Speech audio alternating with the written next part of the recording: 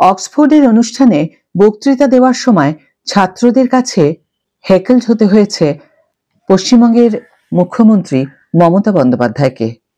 High everyone, welcome back to my channel Anjana Banerjee blogs. বন্ধুরা, তোমাদের সকলকে আমার এই ছোট্ট ইউটিউব চ্যানেলে স্বাগত জানাই। হঠাৎ বিক্ষোভের ফলে দর্শকরা হতবাক হয়ে গেলেও তারা মুখ্যমন্ত্রীর প্রতিক্রিয়ায় করতালি দিয়ে অভিনন্দন জানান। বৃহস্পতিবার লন্ডনের অক্সফোর্ড বিশ্ববিদ্যালয়ের কেলক কলেজে বক্তৃতা দেওয়ার সময় পশ্চিমবঙ্গের মুখ্যমন্ত্রী মমতা বন্দ্যোপাধ্যায় হঠাৎ করেই বিক্ষোভকারী শিক্ষার্থীদের একটি দল দ্বারা বাধাগ্রস্ত হন, যারা ভোট পরবর্তী সহিংসতা এবং আরজিকর কলেজ কেলেঙ্কারির বিষয়গুলি উত্থাপন করে তার বক্তৃতা ব্যাহত করার চেষ্টা করে। মুখ্যমন্ত্রী মমতা ব্যানার্জি পরিস্থিতি ভালোভাবে সামলান এবং সৌজন্য বজায় রেখে বিক্ষোভকারীদের প্রতি সাড়া দেন। বিক্ষোভকারীদের উদ্দেশ্যে মুখ্যমন্ত্রী বলেন, আপনাদের দলকে আমাদের রাজ্যে তাদের শক্তি বাড়াতে বলুন, যাতে তারা আমাদের সাথে লড়াই করতে পারে। হঠাৎ বিক্ষোভের ফলে শ্রোতারা হতবাক হয়ে গেলেও মুখ্যমন্ত্রীর প্রতিক্রিয়ায় তারা করতালি দিয়ে অভিনন্দন জানান।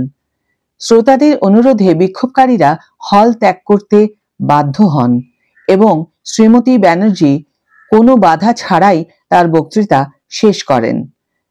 ঘটনার সময় দর্শকদের মধ্যে ছিলেন ভারতীয় ক্রিকেট দলের প্রাক্তন অধিনায়ক এবং বিসিসিআই এর প্রাক্তন সভাপতি সৌরভ গাঙ্গুলিও। লন্ডন সফরের সময় শ্রীমতী মমতা ব্যানার্জি শিল্প ও বাণিজ্য সম্পর্কিত বিভিন্ন সভা করেছিলেন, কিন্তু তার সফরের মূল আকর্ষণ ছিল কেলক কলেজের এই ভাষণ, আর সেখানেই প্রতিবাদ শুরু হয়।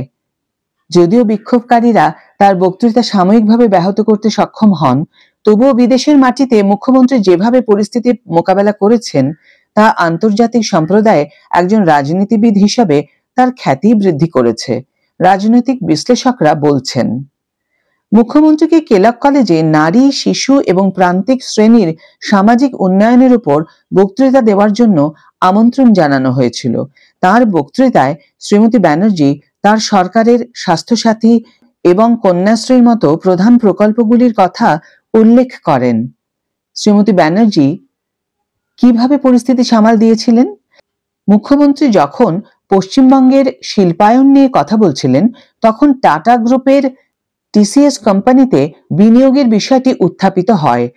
এই সময় কিছু লোক হাতে প্ল্যাকার্ড নিয়ে দাঁড়িয়েছিলেন, যাতে রাজ্যে ভোট পরবর্তী সহিংসতার পাশাপাশি আরজিকর ইস্যুর কথা উল্লেখ করা হয়েছিল।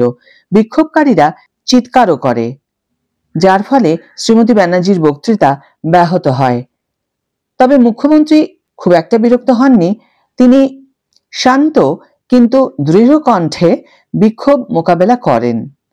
তিনি বলেন, আপনারা আমাকে স্বাগত জানাচ্ছেন, ধন্যবাদ, আমি আপনাদের মিষ্টি খাওয়াবো। বিক্ষোভকারীরা আরজিকর দুর্নীতির বিষয়টি উত্থাপন করলে মুখ্যমন্ত্রী বলেন, আরেকটু জোরে কথা বলুন, আমি আপনার কথা শুনতে পাচ্ছি না। আপনার যা বলার আছে আমি তা শুনবো। আপনি কি জানেন এই মামলাটি বিচারাধীন? এই মামলার তদন্তের দায়িত্ব এখন কেন্দ্রীয় সরকারের হাতে, মামলাটি আর আমাদের হাতে নেই। মমতা বন্দ্যোপাধ্যায় আরো বলেন, এখানে রাজনীতি করবেন না, এটা রাজনীতির মঞ্চ নয়। আমার রাজ্যে যান এবং আমার সাথে রাজনীতি করুন। বিক্ষোভকারীরা যাদবপুর বিশ্ববিদ্যালয়ের ঘটনাও উত্থাপন করেন। মুখ্যমন্ত্রী একজন বিক্ষোভকারীকে ভাই বলে সম্বোধন করে বলেন, মিথ্যে বলো না, কারণ মুখ্যমন্ত্রীকেও তিনি মিথ্যে বলছেন বলে বলা হয়েছে সেখানে। তিনি বলেন, তোমার প্রতি আমার সহানুভূতি আছে, কিন্তু এটাকে রাজনীতির মঞ্চ না করে বাংলায় যাও এবং তোমার দলকে বলো যেন নিজেকে শক্তিশালী করে, যাতে তারা আমাদের সাথে লড়াই করতে পারে। তার উত্তর শুনে দর্শকরা জোরে হাততালি দিতে শুরু করে। বিক্ষোভকারীরা তাদের আওয়াজ তোলার চেষ্টা করেছিল, কিন্তু মুখ্যমন্ত্রী তাদের বলেছিলেন, আমাকে অপমান করে তোমাদের প্রতিষ্ঠানের অসম্মান করো না। আমি এখানে দেশের প্রতিনিধি হিসাবে এসেছি, তোমাদের দেশকে অপমান করো না। অনুষ্ঠানের আয়োজকরা এবং অতিথিরা সম্মিলিতভাবে বিক্ষোভকারীদের বিরুদ্ধে সোচ্চার হন এবং তাদের চলে যেতে বাধ্য করা হয়। এই অপ্রত্যাশিত ঘটনার জন্য আয়োজকরা মুখ্যমন্ত্রীর কাছে দুঃখ প্রকাশ করেছেন। মুখ্যমন্ত্রী অবশ্য শান্তভাবে বললেন, তুমি আমাকে বারবার এখানে ফিরে আসতে উৎসাহিত করেছ। মনে রেখো, দিদি কারো পরোয়া করে না। দিদি রয়্যাল বেঙ্গল টাইগারের মতো হাঁটে।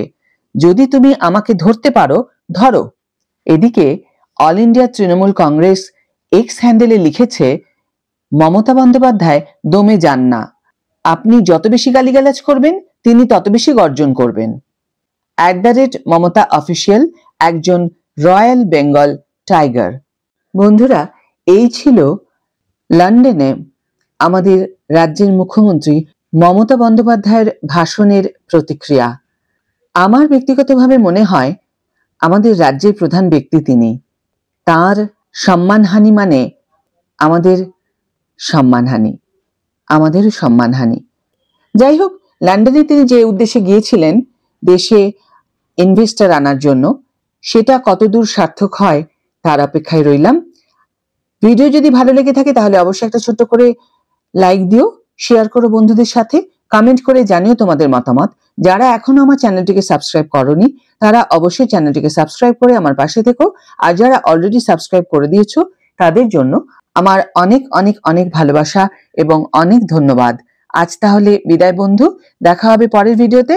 ভালো থেকো, সুস্থ থেকো, সঙ্গে থেকো।